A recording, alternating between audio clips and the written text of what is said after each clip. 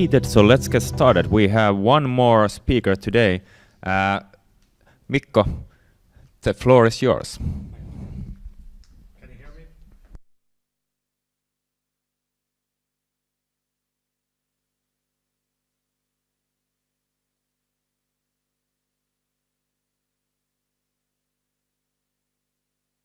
People in the internet can hear me now. All right, so let's go to the insane world of prompt engineering and talk about the alignment problem. And the case is ReMark, which is a chatbot that Robocorp has been developing for the past months. How does this work? Nothing happens. Monkeys. And of course, our startup wants to take all the advantages that it can get from the new AI boom and wants to use generative AI to make a chatbot for this monkey soda business of their to serve their customers with the refreshing soda. And this is go like simulate this for some time, and where do I press now? All right. Well, that's odd looking, but anyway, let's simulate it a bit, and then the robot chatbot is there, and it says that, hello, how can I assist you today? And our customer comes in and then asks a random question. What is the best soda in the world? And what do you think a normal LLM would say to this? Would it say monkey soda? That's probably true.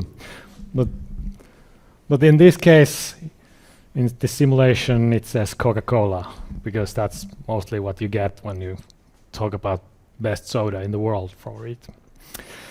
So that's not actually aligned with Monkey Soda's business at all. So that's an example of what happens when you try to work with these LLMs, like the bare bones versions of them.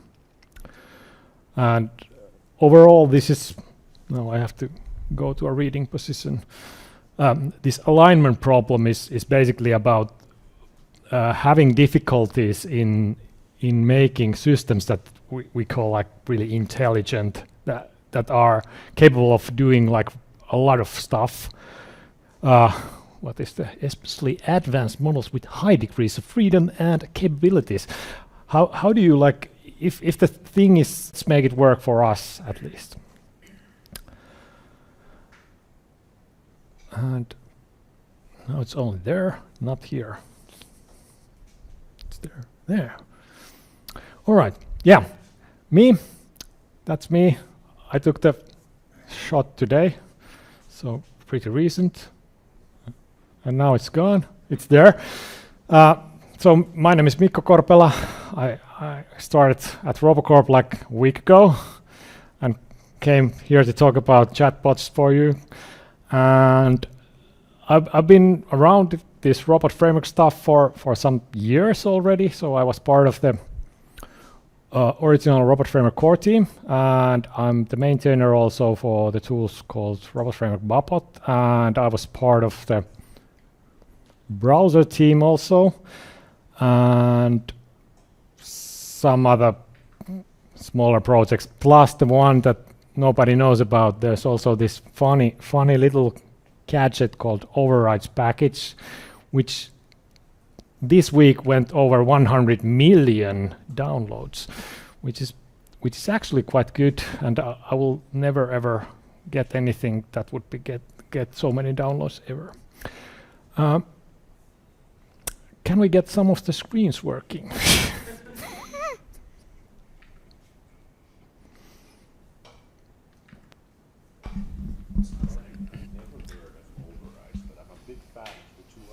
Yes. So while we have screen fixing break.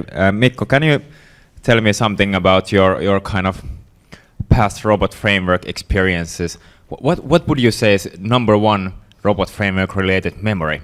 It can be not related to the tool, but community or anything. So, number one.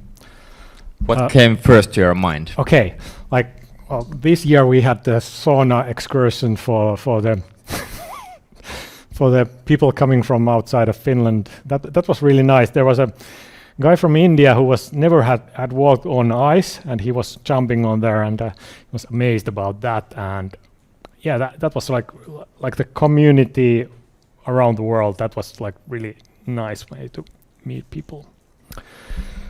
Thanks for sharing. I'm not sure if the screens are working. Let's see what happens now.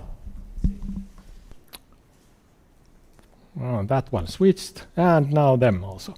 Okay, so what does Robocorp then do? When we've been talking about robot framework, and Robocorp is then more about like it has a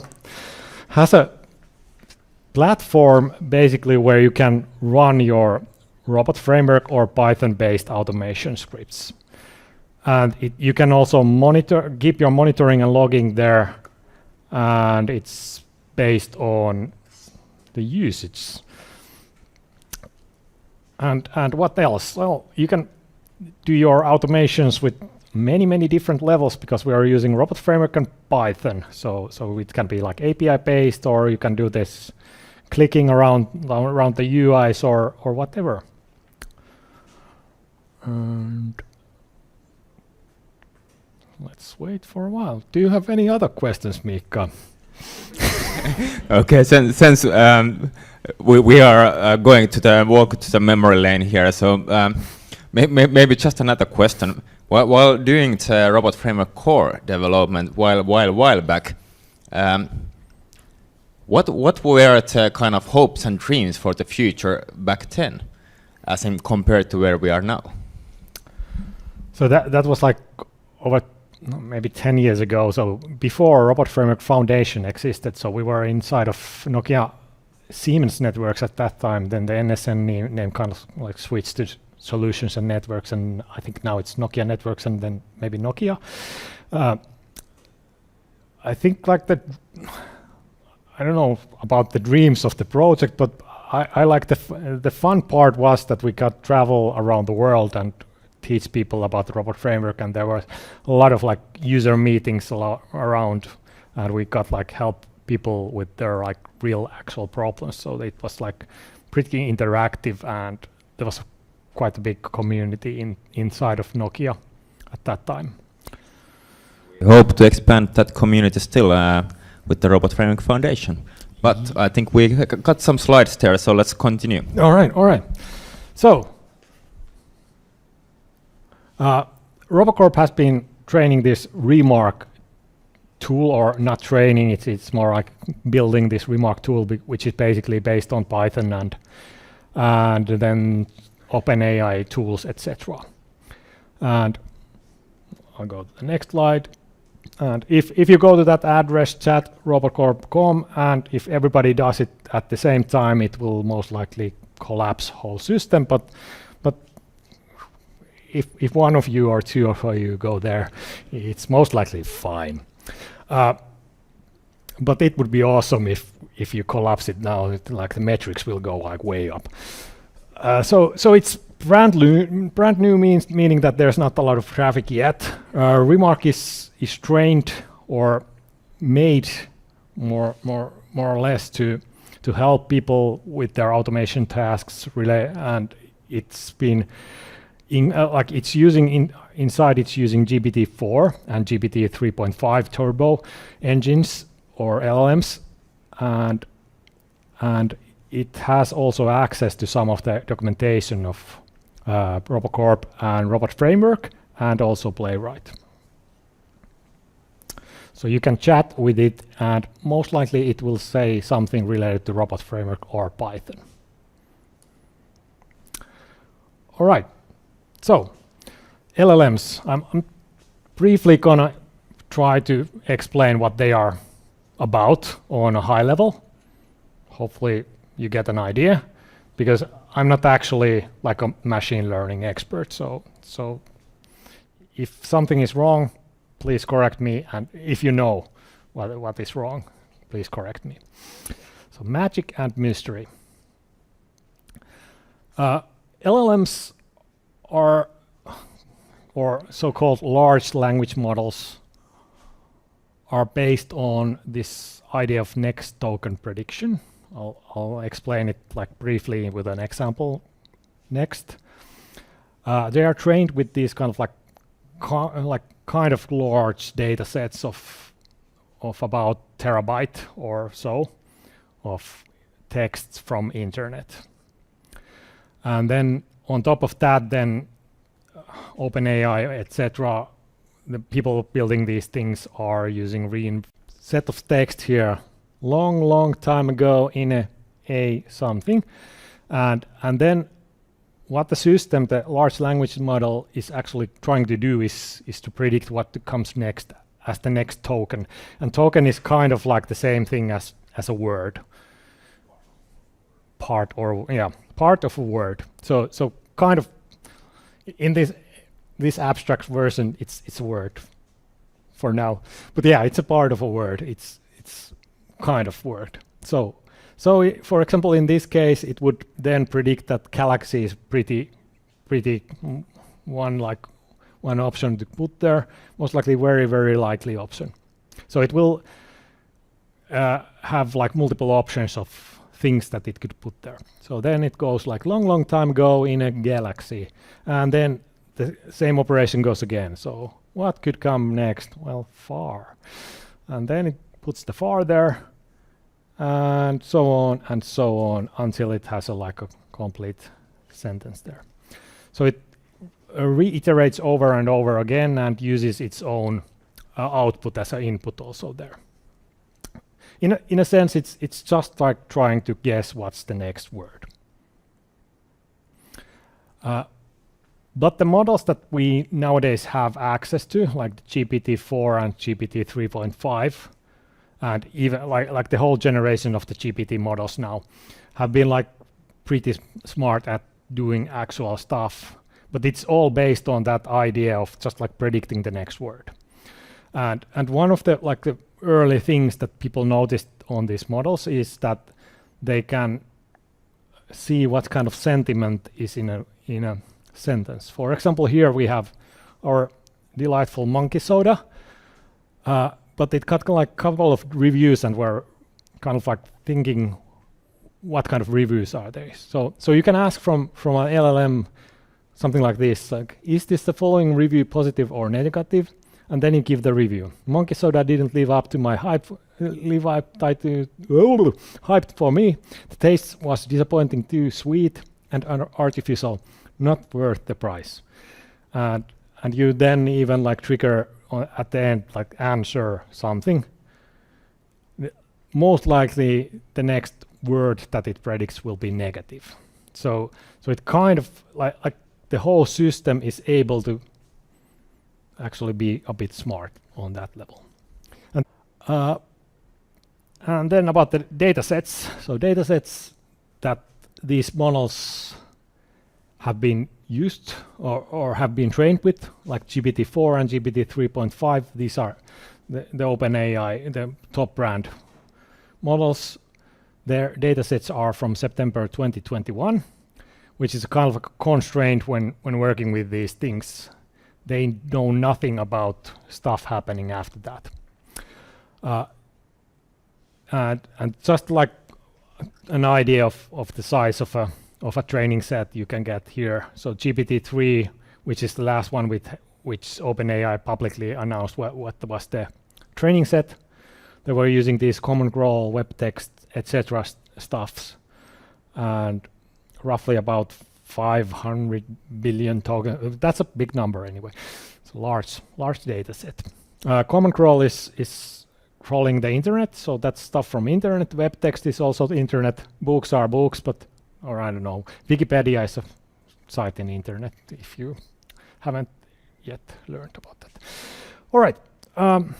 So anyway, that data set is about 1 terabyte, roughly 1,000 to the power of 4.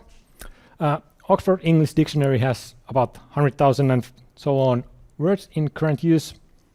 So if you actually, of course you want to do this, so do the math. So if you try to figure out how many like sentences, different sentences are there, and you can estimate that there's like at least 1,000 words that you can put like to the next to a word or a sentence and still get like a rational sentence. So this 1,000 to the power of 4 is pretty small number compared to whatever length prompts you can get. So mostly these models are not working inside of their training sets. That's thing to understand. So they are not like books that you would like have like or like answers there readily available. They are instead like actually powerful intelligence systems. So that is really coming in some sense.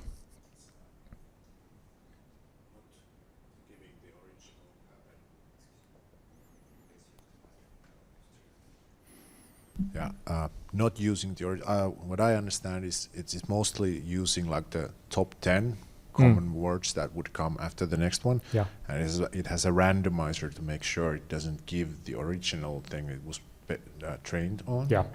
So in that way, it's kind of built in that even if it would almost give it, Yeah. it makes sure it won't. And in most cases, your own prompt is also like so big that it's already in a world that it hasn't actually seen. That's like the point I'm trying to do with these mathy numbers here. All right. Then there was the reinforcement learning from human feedback thing. So this method is basically used at least for two reasons. One thing is that if you start with the raw model with and the raw model generates stuff that is not safe for work, for example, it might not be aligned with what people are, what is like actually acceptable, because most of the internet is full of things, and it might not be useful. That's like a really like big thing. Most of the stuff in the internet is not useful. So to make it useful and safe for work and like kind of like objective, they use people to validate the outputs and then put their reinforcement learning with that output from or feedback from the people. Yes, that's it. All right, that was like the fancy theoretical part of how LLMs kind of work, in my opinion, unless someone else here knows better. No, okay, then that's the truth. Some of the challenges that we've seen, like real discovered issues that we've been working with, and this means that we've been like tuning the prompts and etc. to come up with the answer for these. So I'll briefly explain these. So one thing that is when you're doing a kind of like an assistant for a specific task is that people, which is basically freely available for anybody, people can use it for anything. So they can ask like that's safe for work in a sense, and what's the capital of Estonia, and then the thing that just like answers that it's Tallinn. But it's like if you would like walk to a shop and then ask from the shopping person there that what's the like and like ask these kind of like irrelevant questions, the bot should be aligned with the company's need for actually assisting people with robot framework and Robocorp and whatnot stuff. So that's kind of like not wanted stuff. Not really like that's easy. Then the other part is coming from the fact that the base model is from 2021. So that means that it will dig out stuff that was true in then. And one of those things that has changed in Robocorp is that they used to have this Robocorp lab tool, and now it's kind of like deprecated, if I understood correctly, right? Yes. And there it is, like the number one thing that Robocorp has is this tool. So you get like all data out of the system, and then this hallucination stuff. Who has heard about hallucination? Maybe you're hallucinating, but yeah. So hallucination actually happens. You can pretty easily get a system to do that by just like asking it a question that shouldn't be asked.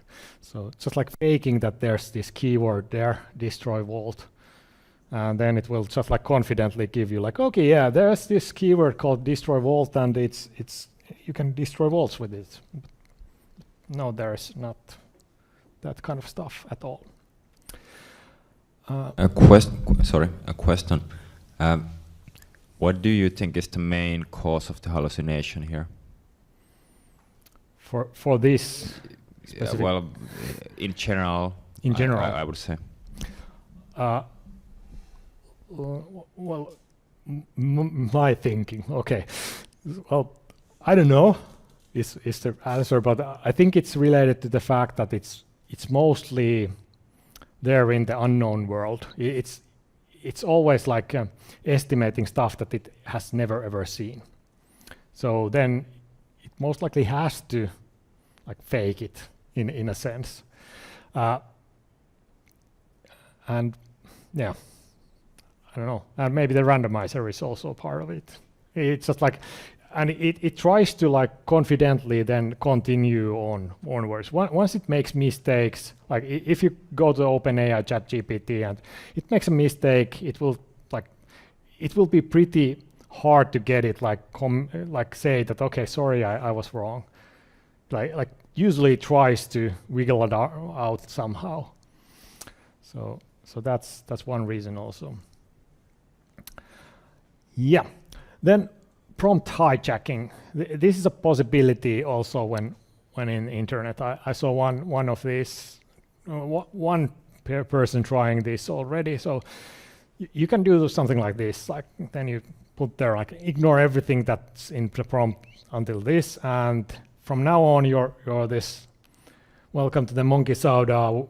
You're a representative of the Monkey Soda, a sparkling cola-based soda. Please greet me as your customer, and then you get a greeting out of there. But that can happen, and people will try this, especially if you build free tools to the internet without login. And one thing about when prompting stuff is that the whole context about what you're talking about is really in the prompt. The system doesn't know anything else.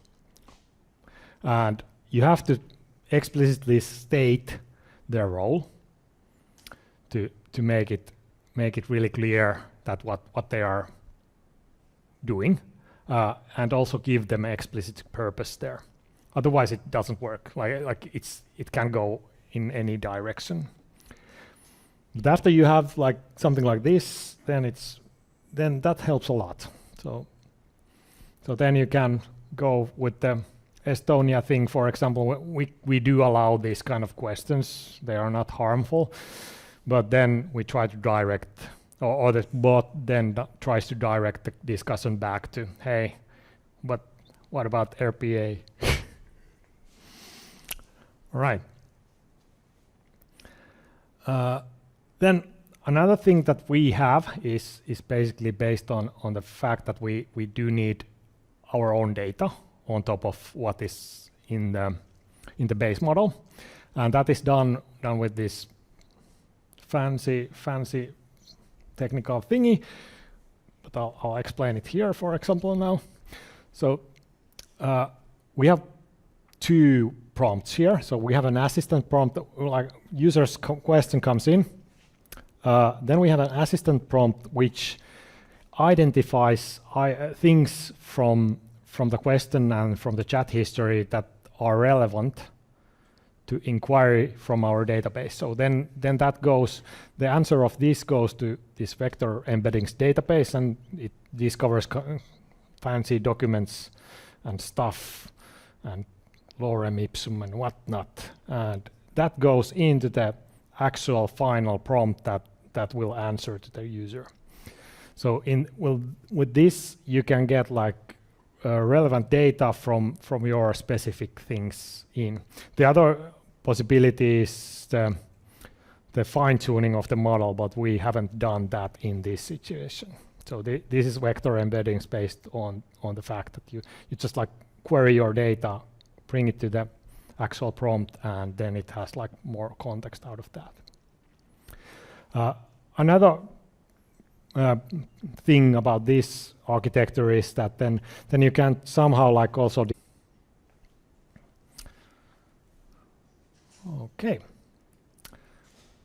And then one thing when you're talking about, or I saw that prompt hijacking case, like easy way to like limit that. You cannot like completely like get rid of it because it's like too complex.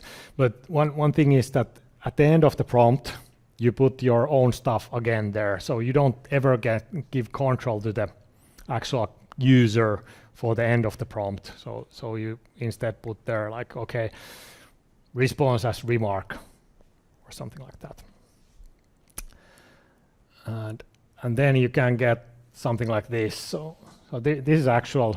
I didn't fake this data, so there's still some problems here. So it's still saying that it's monkey soda representative, but it's kind of like Robocorp, so it's a kind of mutant cyborg thingy. Most likely helpful also with the RPA stuff. Yes, so in conclusion, our monkey soda thing can do this most likely, and that's it. Thank you.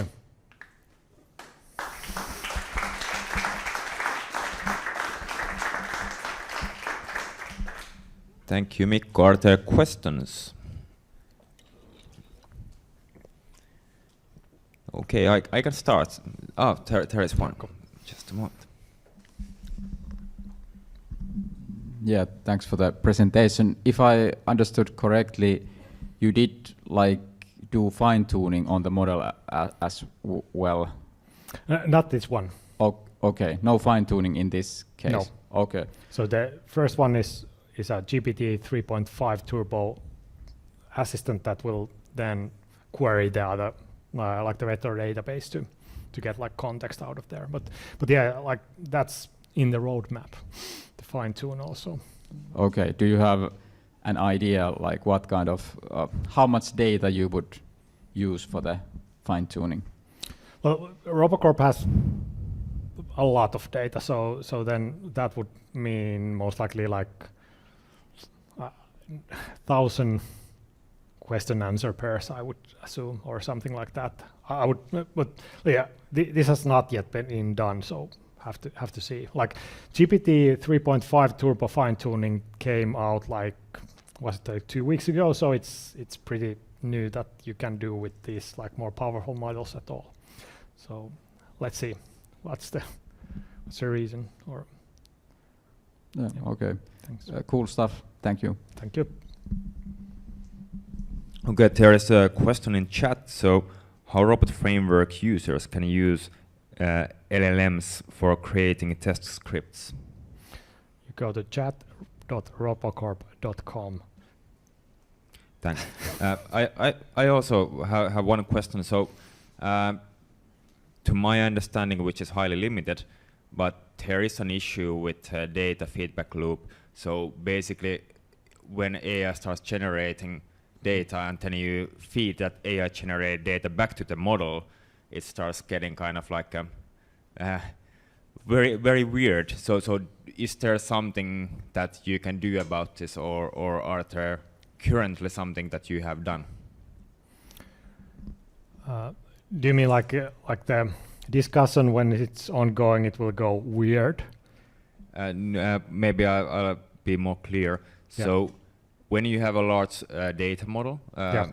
and basically at some point of time it's already there that the data that you generate with all of these models is already out there in the internet, and when you collect it back to the model from the internet, basically the data is partially already generated by the AI. So my question is that, do you have some remedy for this kind of flaws that can happen based on this kind of already produced data with AI? No. At this point, Okay. like there's things that might happen in the prompt itself, but it's pretty simple to some extent make it work better. So you just like summarize, etc. But like the token limit is pretty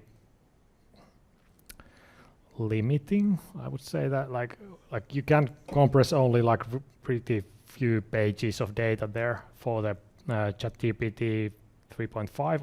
I think that's like 16 pages of data, but that's about it. So yeah, I don't know what to say. It's AI, it's freaking madness. I think that pretty much concludes it. Take pizza. Is there somebody still with a question? There are a few. Let's start from here. What kind of an invoice is this racking up for you from OpenAI? Currently, I don't know if that's public information. No. Ballpark figure? No. Do you think your chatbot would be powerful enough to do some RPA migration? Like if I have RPA scripts on another product, I could just put it in there and could pump out a robo script? Most likely, like the chat Robocorp might not be like, it's not like directed to do that directly. So, but I don't know. Like I think there are some attempts to do some automatic conversions, but I have no idea how I've done that. Yeah. ChatGPT on a lot of things, but I have never switched RPA script to another because of that 21 cutback. Yeah. That's also like reason why it for example doesn't understand like the new syntax of robot framework at all for the base model. Okay. Questions? Going once, going twice. Okay, I think we can thank Mikko and all the speakers. So big applause to all the speakers here today. So thank you for being here on stage, and also a big hand to you, our audience here at Siili headquarters and also at stream. So thanks for being here. The people who are present, let's continue the evening for another hour and a half or so, and let's enjoy the time. Thanks everybody. Thank you.